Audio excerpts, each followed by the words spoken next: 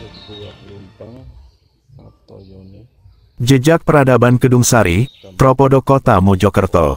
Sebuah catatan lama dari Garda Wilwatikta tahun 2017.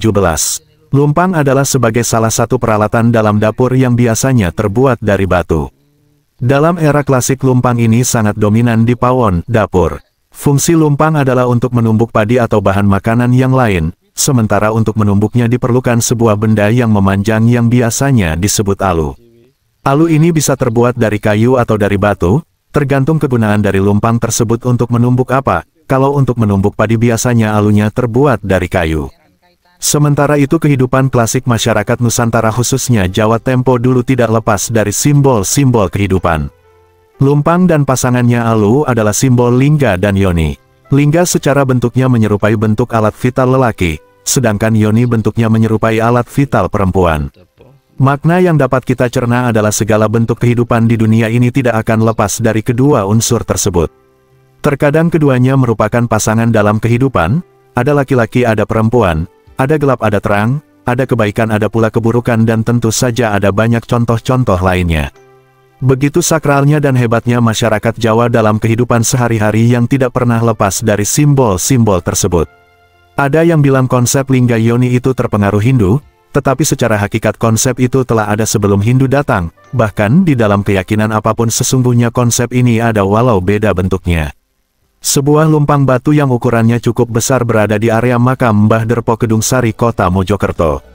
Lumpang atau sebagian orang juga menyebutnya yoni tersebut, konon katanya mempunyai pasangan lingganya alu, yang berada di desa Sebani Kecamatan Tarik, Sidoarjo.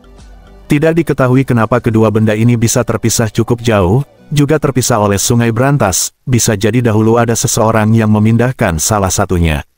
Di area makam Mbah Derpo ini ada dua makam lain yang dikeramatkan, yaitu makam Mbah Suto dan makam Nyai Pandansari, di sampingnya makam-makam dari penduduk Kedung Sari.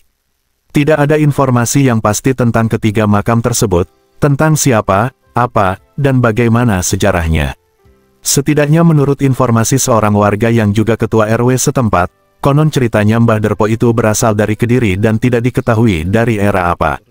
Dalam penelusuran di makam Mbah Derpo ini selain lumpang tersebut kami juga dapati bata-bata kuno baik yang masih utuh atau yang sudah pecah di beberapa tempat di pemakaman ini. Setelah cukup mengambil dokumentasi kami minta diri dari Bapak Ketua RW tersebut untuk melanjutkan perjalanan ke makam lain yang berada di sekitarnya. Dari makam Mbah Derpo kami menuju sebuah pemakaman dekat rel kereta api, yaitu di pemakaman Tropodo yang terdapat dua pohon kepuh yang besar.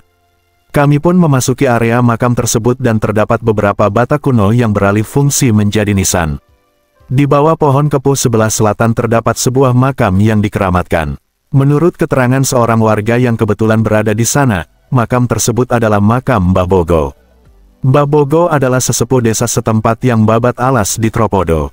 Begitulah informasi yang kami terima dari warga. Selanjutnya kami menuju desa Sebani Tarik Sidoarjo untuk melihat alu, lingga pasangan dari lumpang di makam Mbah Derpo. Setelah mencari tempat yang dimaksudkan oleh Bapak Ketua RW di makam Mbah Derpo tadi, kami akhirnya menemukan benda yang dimaksud. Alu itu berada di Balai Duku Blere, Sebani, namun alu tersebut telah disemen dan cor, mungkin tujuannya supaya tidak rusak atau hilang. Begitulah catatan perjalanan mengais jejak peradaban kali ini. Semoga ada guna dan manfaatnya. Bila ada kesalahan pada catatan ini kami terbuka dengan koreksi dan kritikan, tak ada gading yang tak retak begitulah dengan kami. Salam Nusantara, Agus Timex.